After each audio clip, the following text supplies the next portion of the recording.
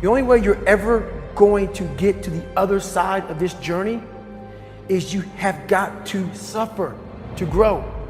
To grow, you must suffer. Most of this generation quits the second they get talked to. You did this wrong, or they get yelled at. It's so easy to be great nowadays because everybody else is, most people are weak. This is a softened generation. So if you have any mental toughness, any ability, if you have any fraction of self-discipline, the ability to not want to do it but still do it. People have a hard thing understand. I hate to run. And what makes me so crazy, it doesn't anymore, is people go, well, why do you run if you hate it? What are you talking about? I don't want to take showers and eat either. I hate that too. That's life, man.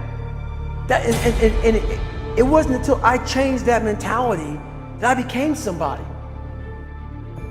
So have dreams, but have goals. Life goals, yearly goals, monthly goals, daily goals. And understand that to achieve these goals, you must apply discipline and consistency. In order to achieve your goals, you must apply discipline and consistency every day, not just on Tuesday and miss a few days. You have to work at it every day. You have to plan every day. You've heard the saying, we don't plan to fail, we fail to plan. Hard work works. Working really hard is what successful people do.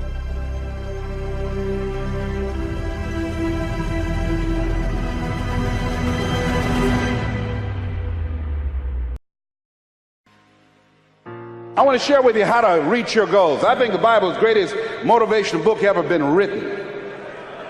Now I want you to repeat after me, please. We got to recondition our minds first. Let us say together, good things are supposed to happen to me. Yeah, write that down. I want you to say that to yourself every day. See, we live in a world where we believe that bad things are supposed to happen to us. I remember at a point in my life, Bishop, when things are going good for me, and I said, this is too good to be true. Something is bound to happen. Guess what? It did. Thou shalt decree a thing that shall be established unto you and shall accomplish that whereunto it has been sent. Watch your words. Watch what you say about yourself, about your affairs. Be conscious of that on a daily basis. Why? Because your words are powerful. In the beginning was the Word. Life and death is in the tongue. Watch what you say. Never say I'm broke. Say I'm overcoming a cash flow problem.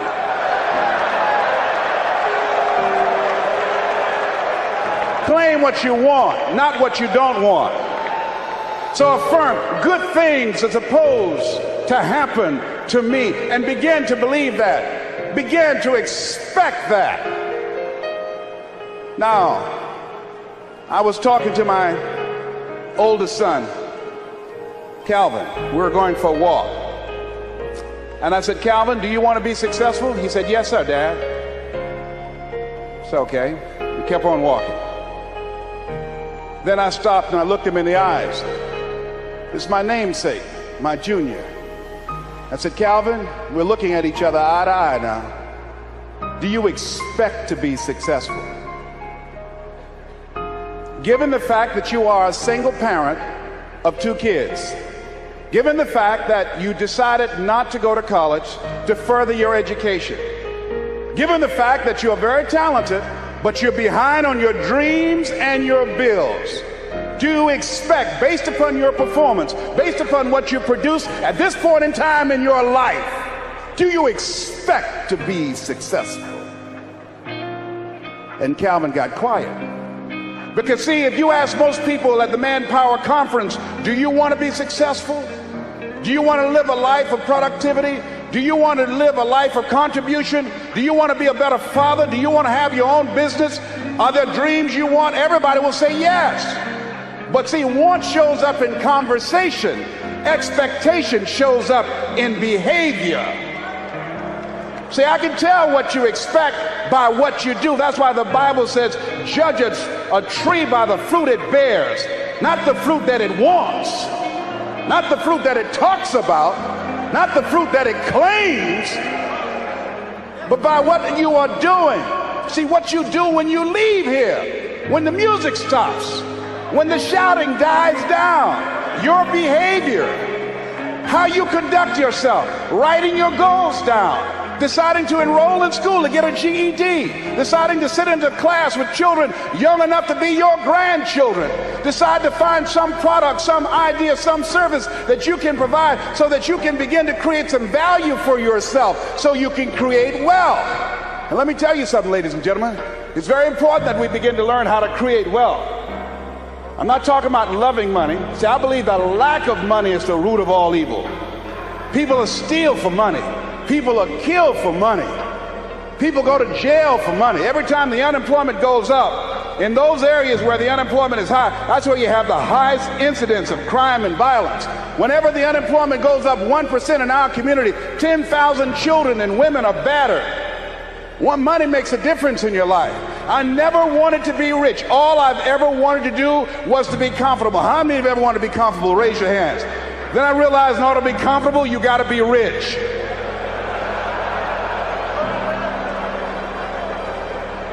An old friend of mine, Zig Ziglar, said, people say money won't make you happy, but everybody want to find out for themselves. Rita Davenport said money ain't important, but it's right up there with oxygen. And let me tell you something, fellas, even if you're as homeless as I am, if you got some money, women will find something cute on you.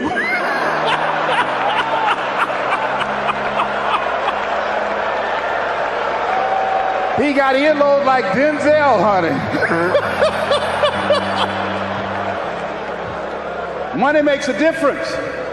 I used to be so broke when creditors would call the house, my children would answer the phone and say, my daddy say he ain't home. I was so broke at one time in my life, I walked by a bank and tripped the alarm.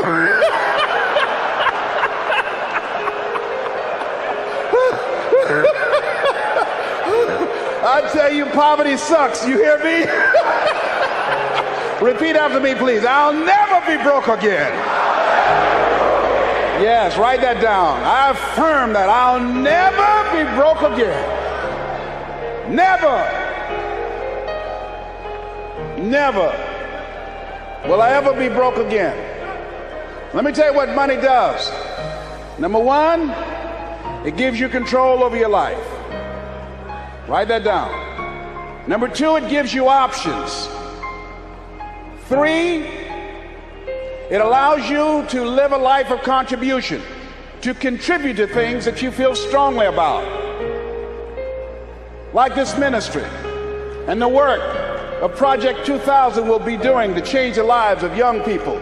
Bishop Jake's vision is if we can have Little League football teams and baseball teams and basketball teams, then we can have Little League dermatologists and cardiologists and endocrinologists. So he's now establishing an institution, Project 2000, to give our young people the methods and the techniques to reinvent themselves as we go into the next millennium. And this era that Peter Drucker calls the era of the 3 C's, accelerated change, overwhelming complexity, and tremendous competition.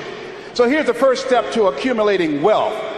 If you expect to do it, write this down. You must be willing to do the things today others won't do, in order to have the things tomorrow others won't have. That's why the book of life said the road to life is straight and narrow, and few there be that find it, because few there be that are willing to do the things today others won't do, in order to have the things tomorrow others won't have. What are the things that others won't do? Number one, make discipline a major force in your life. How many of you know if you'd have been more disciplined, you'd be further along to reach your goals right now? Socrates said the undisciplined life is an insane life. The road to life is straight and narrow because few there be that are willing to discipline themselves. Here's something else that most people won't do. Make it okay to fail. A lot of people, 85% of people, allow their fear of failure to outweigh their desire to succeed. Repeat after me, please. Anything that's worth doing is worth doing badly. Yeah, see, anything is worth doing right as we have been taught, if you know how to do it. But if you don't know how to do it, it's worth doing badly until you get it right. Now write this down. You don't have to be great to get started, but you have to get started to be great. The first time I stood up to speak, I stood up and my mind sat down. I looked at the audience and I panicked. I had to introduce a play at school. We're about to start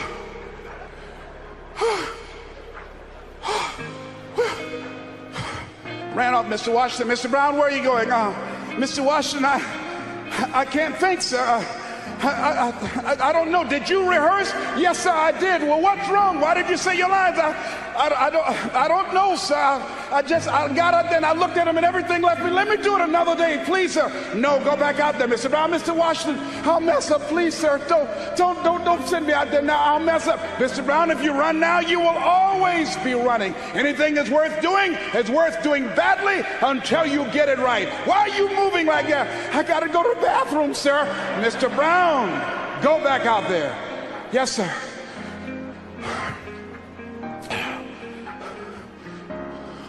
We're about to start a play called 12 Angry Men, directed by Mr. Leroy Washington. And I ran off. The next day, hey, Alfalfa! Hey, Les Brown, how are you? They dogged me out. They talked about me so bad. The next time another event came up, Mr. Washington, Mr. Brown, you're up. I said, no, Mr. Washington. Everybody says, no, not him. I said, they're right, Mr. Washington, not me. He said, Mr. Brown, you are up. Yes, sir. And I went out, and pretty soon, when people laughed at me, it didn't bother me. They would throw paper, and I could catch it without losing my concentration. And then one day, I came out, and a hush went across the audience, because it must have been something about me that indicated that I'd come to myself. And Mr. Washington had been practicing with me to give a presentation. And I looked at the audience and I said, I choose not to be a common man. It's my right to be uncommon if I can. I seek opportunity, not security. I do not wish to be a kept citizen, humbled and dull by having the state look after me. I want to take the calculated risk, to dream and to build, to fail and to succeed. I refuse to live from hand to mouth. I prefer the challenges of life to the guaranteed existence, the thrill of fulfillment to the stale calm of utopia. I will never cower before any master, nor bend to any threat. It's my heritage to stand erect, proud and unafraid, to face the world boldly and say, this I have done. Girl stood up and said, that's my boyfriend, honey. I like me some Les Brown, baby. But I didn't start off like that. You have something special. You have talents and abilities in you that you don't even know. So how do we begin to create wealth? Let me give you some ideas. Number one, write this down, knowledge. What knowledge that you have in this economy, part of what we need, that people are willing to pay you for that. Next is talent. What talent?